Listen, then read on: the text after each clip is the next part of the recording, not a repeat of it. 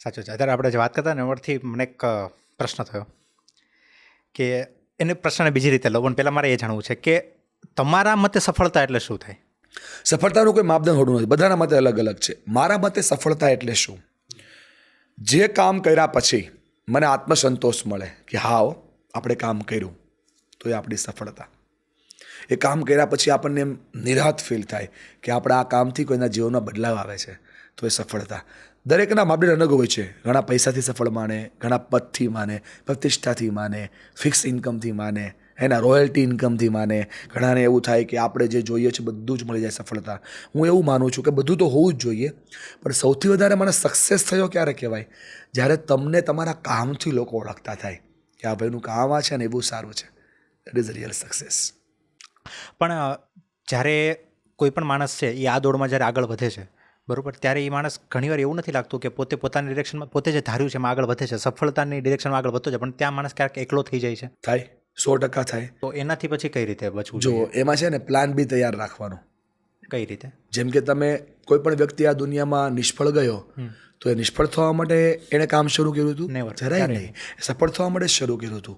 પહેલાં થોટમાં નિષ્ફળતા હતી, તો નિષ્ફળતા આવ્યા પછી એને પચાવવી પડે. બધા બોલે છે ને કે નિષ્ફળતા એ સફળતાની ચાવી છે, નિષ્ફળતા એ સફળ. હું એને ગોતું છું, એને તાળું માર્યું છે. નિષ્ફળતા સફળતાની ચાવી નથી. નિષ્ફળ થવા પછી સફળ માઇન્ડ બનાવી સફળતાની ચાવી છે. હારેલો જુગારી બમણું રમે. સાચી વાત. નિષ્ફળ માણસ નિષ્ફળ જ થાય, પણ નિષ્ફળ માણસ સફળતાનો વિચાર લાવે તો ચોક્કસ સફળ થાય. આ દુનિયામાં કોઈ વ્યક્તિ ક્યારેય પણ સફળતા માટે જો સિદ્ધાંત બનાવીને કામ કરે તો નિષ્ફળ ના જાય. એ નિષ્ફળતાના સિદ્ધાંતો જેને નિષ્ફળતા આપે. નાનો સંકેત આવ્યા વગર મોટી સુનામી ન આવે ભાઈ. નાનો પવન ફૂંકાય પછી વાવાઝોડું આવે, ભૂકંપ પહેલાં ધ્રુજારી આવે, કરોડ રૂપિયાનું દેવા પહેલાં 5 લાખનું 5% વ્યાજ ભરવાનું શરૂ થાય. એ સંદેશો છે ને એ નિષ્ફળતા છે. સમજવું બહુ જરૂરી છે. અને નિષ્ફળ થવું એ તો બહુ સારી વાત છે. આપણને ખબર તો પડી કે આ એ રીત છે કે જેથી સફળ ન થવાય. રીતો જણાય, આ વાત ન કરાય. બહુ બધું આ સિલેક્શન મેં મારી લાઈફમાં પકડ્યું છે. હું તમને શેર કરું. જ્યારે હું 9 વર્ષ સુધી સોશિયલ કોઝથી આ કામ કરતો હતો, ત્યારે હું એક ડાયરી રાખતો મારા ખીચામાં, અંબુજા સિમેન્ટની 5 રૂપિયાવાળી. અને ડાયરીમાં પોકેટ ડાયરી મને કોઈ ભાઈ આપી હતી ને હું ખીચામાં રાખતો. મેં લગભગ 7 વર્ષે ડાયરી ખીચામાં રાખી, આવું છૂથો થઈ ગઈ ત્યાં સુધીમાં. એમાં હું એ લખતો કે હું કદાચ બહુ સારો સ્પીકર બનીશ ને તો હું આ તો નહીં જ કરું. આપણી પાસે સિદ્ધાંતો હોવા જોઈએ કે હું આ તો નહીં જ કરું. એમાંનો એક આ તમને કી જોઈએ કે હું આવી ગેમો પ્રમોટ નહીં કરું. એમાંનો એક હું કોઈ દી લેટ નહીં પહોંચું. 4500 પ્રોગ્રામ મેં કર્યા છે, આ સુધીમાં કોઈ દી 1 મિનિટ એક જગ્યાએ પણ લેટ નથી પહોંચ્યો. સમય સંજોગ ક્યારેક એવું બની શક્યું હોય, થયું હોય તો એના માટે બધા પ્રોટોકોલ્સ મેં સેટ કર્યા હોય. બાકી હું ગયા પછી ઓર્ગેનાઇઝર પ્રોગ્રામ ડિઝાઇન કરતા હોય ઓન ટાઈમ. તો આ હું શીખો. સફળતા છે ને એ હંમેશને માટે તમારી સિસ્ટમથી જ આવતી હોય છે. તમારી સોચ. આ દુનિયામાં કોઈ જગ્યાએ ક્યારેય કોઈ પણ ચમત્કાર થતો નથી. જે થાય છે એ પ્રેક્ટિસથી જ થાય છે. ક્લિયર રાખો. પ્રેક્ટિસ અને પ્રેક્ટિસમાં સફળતા નિષ્ફળતા બંને આવે. અચ્છા, નિષ્ફળતા કોને કહેવાય? તમે ધાર્યું હોય એવું નોર્મલ નિષ્ફળ કહેવાય ને. તો તમે ધાર્યું એવું નથી મળતું એનો મતલબ તમે નિષ્ફળ જરાય નહીં. તમે ધાર્યું નથી મળતું એનો મતલબ તમારા માટે કંઈક બીજું મસ્ત મજાનું સેટ થયું છે. તમારો પ્લાન છે એવો છે કે તમે અમદાવાદમાં રાજ કરો, પણ તમારા માટે પ્રકૃતિએ તો એવો પ્લાન બનાવ્યો તમે એશિયામાં રાજ કરો. તો નિષ્ફળતામાંથી સફળતા શોધવાની હોય છે ઓલવેઝ. અને માઇન્ડસેટ પોઝિટિવ રાખવું પડે. હારેલો માણસ હારી જાય જો નબળું મન હોય તો, અને હારેલો માણસ દુનિયા જીતી જાય જો સબળ મન હોય તો. મન પ્રબળ હોવું જોઈએ. રાઈટ. તમે જેમણે વાત કરી ને કે નિષ્ફળતાને પચાવવી બહુ અઘરી છે, પણ મને એવું લાગે છે કે સફળતાને પચાવવી તો એના કરતાં પણ વધારે અઘરી છે. બંનેને સોલ્વ કરીએ. નિષ્ફળતા પચાવવા માટે મજબૂત મન જોઈએ, સફળતા પચાવવા માટે મજબૂત ઓજરી જોઈએ. ઓજરી નાની હોય તકલીફ બહુ આપે. BMW આવી જાય ને એની ઓકાત લારીની ન હોય ને તો એ BMW વાળો લારી હારે જ ભટકાડે અને ત્યાં ગાળાગાળી કરે. સફળતા પચાવી બહુ અઘરી છે. બહુ જ અઘરી. નિષ્ફળતા પચાવી એના કરતાં પણ અઘરી છે. પણ નિષ્ફળતા છે ને પચી જાય, ઓટકાર નો આવે. સફળતા છે ને એ ઓટકાર આપે ને એનાથી તકલીફ નથી, ઘચકરા બહુ આપે. અને એ પછી ગામમાં બધે બહુ લોચા પડે.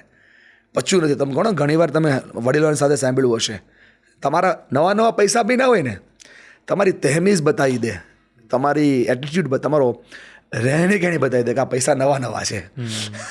સાચી વાત છે. અને જેને મહેનતથી કમાણા હોય ને, તાકાત લગાવીને કમાણા હોય ને, એ બતાવી દે કે આ પૈસા મહેનતથી આવ્યા છે, ફોર્સફુલી આવ્યા છે, દબાણ કરીને લીધેલા છે. એની પાછળ કેટલાય મહેનત કઈ લાગેલી. મહેનત છે સાહેબ, સમજાય સમજાય ને? હા, ધીમે ધીમે સમજાશે બધાને. આ બહુ જરૂરી મુદ્દો છે. ના ના જરૂરી છે. 500 રૂપિયાની કોફી 500 રૂપિયા ઉધાર કરીને મંગાવી લો તો એ સફળતા નથી. સ્નેપ માટે જ મંગાવી ને. સાચી વાત છે. પણ તમે દેખાડા માટે. યસ, બહુ બધું વધી રહ્યું છે દોસ્ત. અત્યારે તો યુવાનો બહુ આ સ્થિતિમાં જઈને બહુ અઘરું કામ કરી રહ્યા છે. મારે ખાસ કહેવું છે યાર, તમે કોને બતાવવાની ભારતમાં છો? તમે કોને દેખાડી દેશો?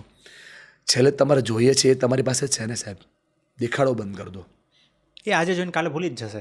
એટલે એવું કંઈ છે છે જ નહીં. નહીં. પણ આ તો ચાલે છે, બંધ કરવું પડશે. આ ચેનલ અટકશે નહીં તો બહુ બધું સ્પોઇલ થશે, બહુ બધું સ્પોઇલ થશે. અત્યારે યુથ સ્પોઇલ થઈ રહ્યું છે સાહેબ. તમારા અમદાવાદમાં પેલો મોટો એક કન્સેપ્ટ થયો, મ્યુઝિકલ કન્સેપ્ટ, તમને ખબર છે?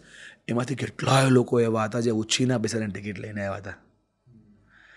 મને એ સમજાતું નથી કે એ કન્સેપ્ટમાં તમે ઉછીના પૈસા લઈને ટિકિટ લઈને જાઓ છો, જ્યાં સફળ કેમ થવાય શીખવવામાં આવતું હોય, ને તમે આજુબાજુમાં ફરકતા નથી.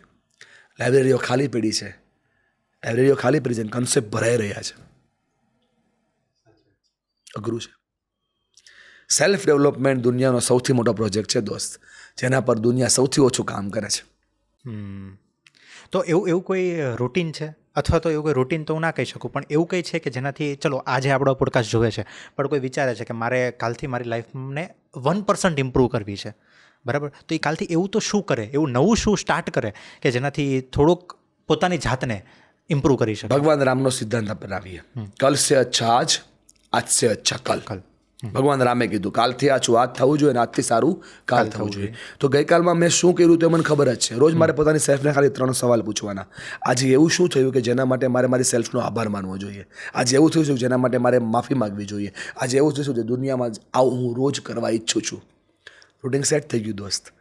1% ઇન્ક્રીમેન્ટ ઇન વન ડે, હું નથી કહેતો એટોમિક હેબિટ કહી છે, 1%નું ઇન્ક્રીમેન્ટ તમે તમારા સેલ્ફમાં કરો તો વર્ષને અંતે 37.8 ગણું ઇમ્પ્રુવમેન્ટ થાય.